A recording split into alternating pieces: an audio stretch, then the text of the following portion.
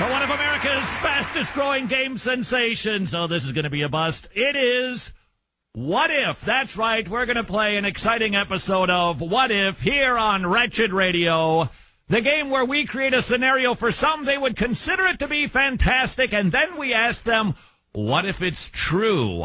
Tony, who's our first contestant today on What If? Todd, our first and last guest, has been hailed as one of the most brilliant journalists of our time, according to the London Observer. He's a contributing editor, ironically, for Vanity Fair. He was named one of the top 100 public intellectuals by Foreign Policy and Britain's Prospect. He studied in Cambridge and Oxford, and now he just hates God. He's the author of God Is Not Great. He is Christopher Hitchen. Wow, fancy that. Christopher, thanks very much for being with us, sir. Hello. Christopher, we're going to have you play a game show today called What If. Are you game? Sounds all right. All right, here's what we've got for you, sir. We are going to play a game. I'm going to create some fantastic scenarios, and then you tell me, sir, what your response would be if these things happen to be true. Ready to go? Yeah. All right, here we go. Here's the first one. Now, I realize for you, sir, the author of God Is Not Good, that you don't believe in God, but what if... God is not great, excuse me. God is not great. What? Now in paperback at fine bookstores everywhere. Mm-hmm. So what if God actually exists, sir? And what if he actually has provided everything for you? He's granted you life. He has given you health. He has given you food. He's given you the trees to write your screed against him. He's provided you royalties. It all came from him. What if that is true? Sir, would he not have been good to you? No. He wouldn't. Because if that were true, it would mean that I had an eternal supervising parent who would never die and let me get on with my life, never let me grow up, would keep me under surveillance. But you have, sir. And supervision every minute of my life. But you constantly asked me to be thanking and praising him. Yeah. I think it would that wasn't part of the scenario. It would be like living in North Korea. I think it would be a horrible outcome. Well, not sure that God is Kim Jong-il, but what if what I said is true? Well, ask Kim Jong-il. He has a different opinion. Uh-huh. So if that is the God who's made you and created you, he's allowed you to live your life, shouldn't that be a sign of kindness to you? No. Oh. I don't want anyone's permission to live my life, thanks. All righty. Well, it's not that you've been asked I or think that you asked him. I think it's servile, and one is expected to constantly grovel as a result. All right. Christopher Hitchens, round two of What If. What if God exists? He's provided everything for you. He's kept you together by the power of his word. If that is truly God, do you believe that God, if he's provided everything for you, has rights on your life? No. Because? Why should he? What gives him this right? Because he owns you. He's created everything for you. He's kept you alive. I don't want to be owned. I don't want to be owned, and I don't recognize anyone's right to own me. Remember, we're playing a game of What If. I wrote my book exactly to teach people to emancipate themselves from the man-made slavery of religion, and you're giving the perfect instance of what I mean. I don't acknowledge anyone's ownership of myself. I know you don't acknowledge it, but what if he is God? Suppose that I grant your premise about him having made me and even treated me well, still doesn't give anyone ownership rights. Any more than I have these for my children. Okay, so even though he keeps you alive, he causes you to breathe, he provides you food and everything that is good, he doesn't have any rights to tell you what to do. Nothing. Does that mean that people who are sick and poor and hungry excuse this obligation of thanking someone brokenly for owning them? Well, that isn't a part of the game show. I'm just asking you. Let's play another round here. No, I'm sorry. I think a question may take the form of an answer. All right. So here's question number 3 of our little game show called What If, with our special guest Christopher Hitchens, the author of God Is Not Great, How Religion Poisons Everything, which is I hope, hyperbole, but even so. No, it isn't. Not if it postulates that I'm someone who's owned by someone else. All right. So that would ruin everything for me if it were true. Okay. So ownership is a bad thing?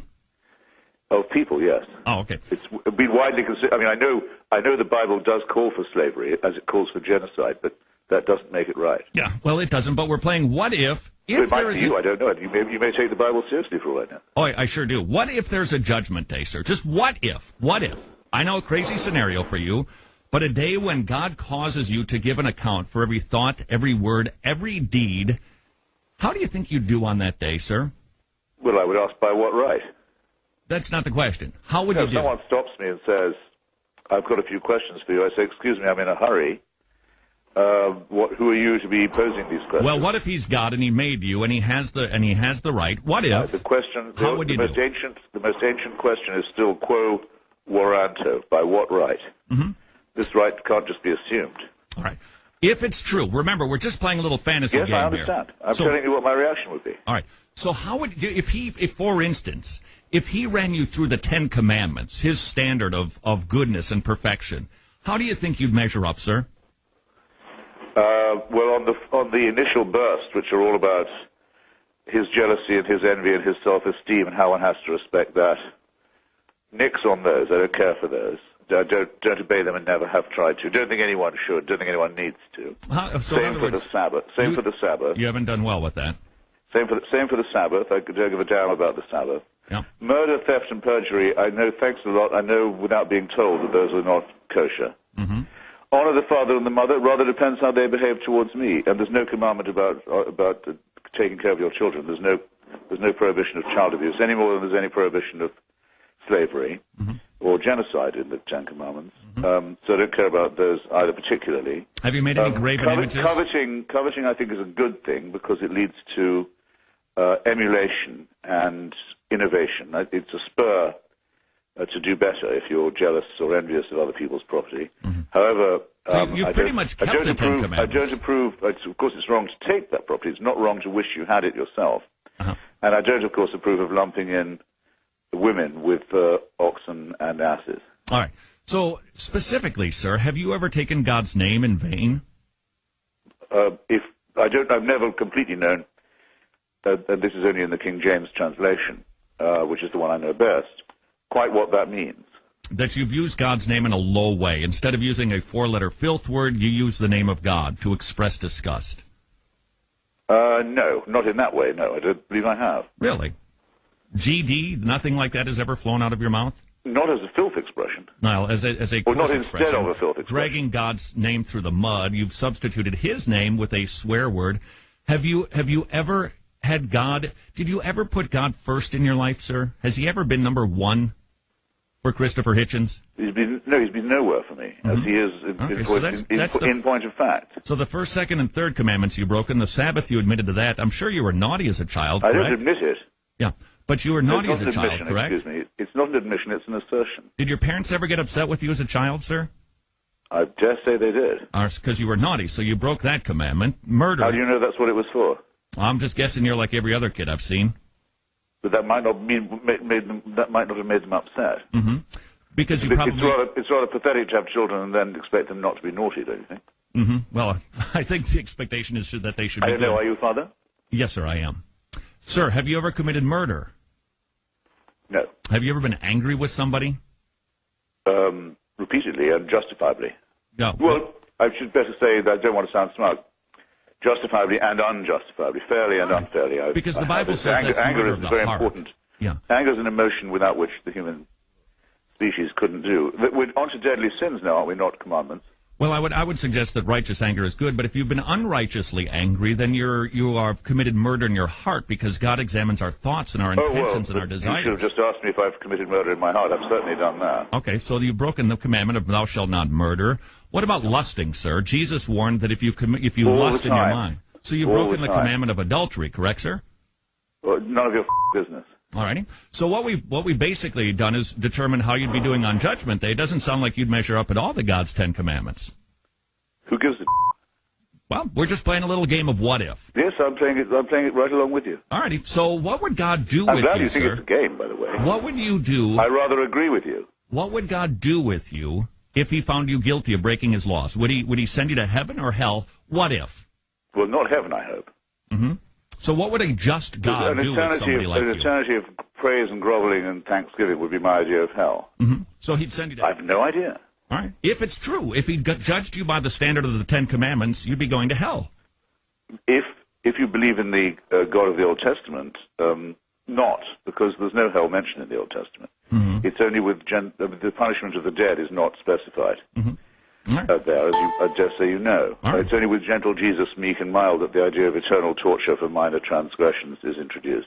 Mm-hmm. So I'm not sure you know quite what you're talking about. So speaking of Jesus, speaking of Jesus, if, sir, remember we're playing what if it's true that God exists he came to this earth, Jesus Christ, the God-man, the Savior of souls, and he took the punishment that you deserve for breaking God's moral laws. He died on a cross for you. He rose from the dead and defeated death.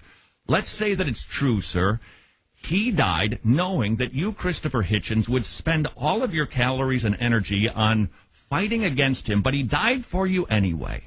Would that not be the single greatest act of kindness in the history of your life, if not in the world? No, it would not. How come? Because if I'd had the power or had actually been present, I would have done everything possible to prevent a human sacrifice from being enacted, whether the person concerned wanted it or not.